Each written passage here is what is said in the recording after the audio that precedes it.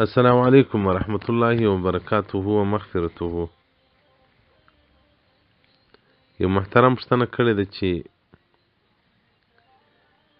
یو نفر دی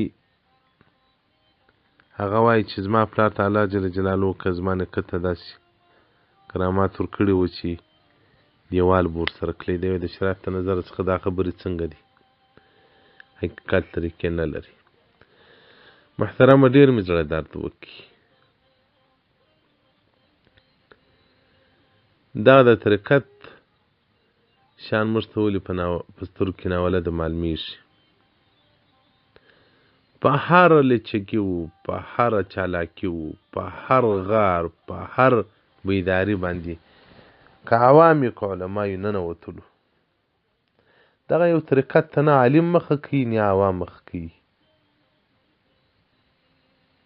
پخوا به مؤذن هم مورد و، عالم به هم مورد و، خان به هم مورد و، مقتدي به هم مورد و، قوم به هم مورد و، باچا به هم مورد و. اوس خو ملا وابي کلیوال یې سم وي، ملا سم وي کلیوال یې وابیان.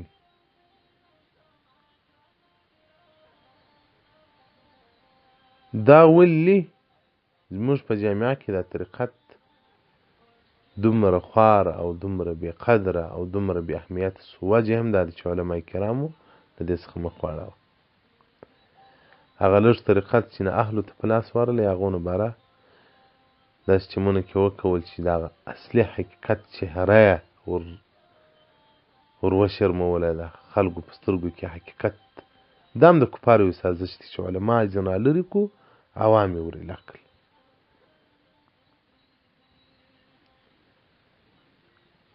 نو دا ټول هغه څه دي چې تر طریقت پورې تعلق لري. محترمه، طریقت هغه شی دی چې څوک په کښېني هغه ته نو بره د اسمان خبرې کوي، چاته د اسمان اخوا خبرې کوي، نو خو د هغه خوا نه دي لیدلې، نو څونه به ناولاده ورته معلومېږي. نو محترمه دا کرامات دي. کرامت وایم دې ته چې خارق العادت د عادت خلاف کار د یو چا پر لاس چې هغه مؤمن تقي وي ښکاره سي، دغه ته کرامت ویل کېږي. نو په دې کې شرع محترمه څه مشکل نشته. دیوال چشتي رد المحتار جي د اول کې یو مطلب لیکي، وایي که بیت الله شریفه نه وه لمونځ به چیرې کوي؟ وایي هغه ځای ته به لمونځ کوي، ځکه وایي داسې وخت راغلی چې بیت الله شریفه یو ولي ورغوښتی و د خپل زیارت ملاقات لپاره.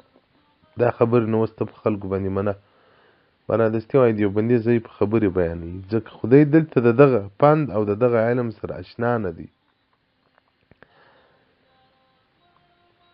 برادستي د ځای په ټاپه لګوي. دا اوس دا خلک خو بل کار یې نسته. دا طریقت کې چې نه یې بس دا د ضعف و د خرافاتو د بدعاتو د شرکیاتو ټاپه یې په لاس کې، نو دغه خلکو ته ځان خو سم دا شان له ځانه جوړ کړي. باره د انبیاو قبرونه هم نړوي، د الله دوستان هم وژني، د طریقت علما هم وژني، سم دا شان سي. دا جڼ بیا څه که وابي کېدم بیا نو د پسکاوڼ وابي کېږم نه بیا نو سم دا عیش له ځانه جوړوم. دا بیا وڅه کیسه ده؟ باډۍ د حنیفیت په ځان پورې تړلي انجن د وهابیت کې پرته وي. دا بیا اوس کومه دنده ده؟ دا اوس کومه قصه ده؟ یا سم د مذهبي سل په سل کې ځه ووځه، سم دم ووځه. بیا لکه داعش ته دا تکفیري ټاپه په لاس کې که بس له ځانه ماسې وه، ټول کافة المؤمنین، ټول مؤمنان مشرکان به چې دا کافران دي. نو دا هغه څه دي محترمه تر تصوف پورې تعلق لري. نو تصوف سره موږ تعلق نه لرو. دا کرامت ویل کېږي، دا ځان ته بحث دی، ځان ته باب دی. منکر چیشتی د دې کرامت بعد الموت څنګه دی؟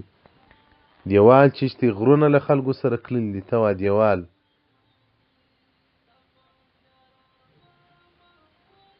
نو دا چې که غر ورسره ځي که دیوال ورسره ځي،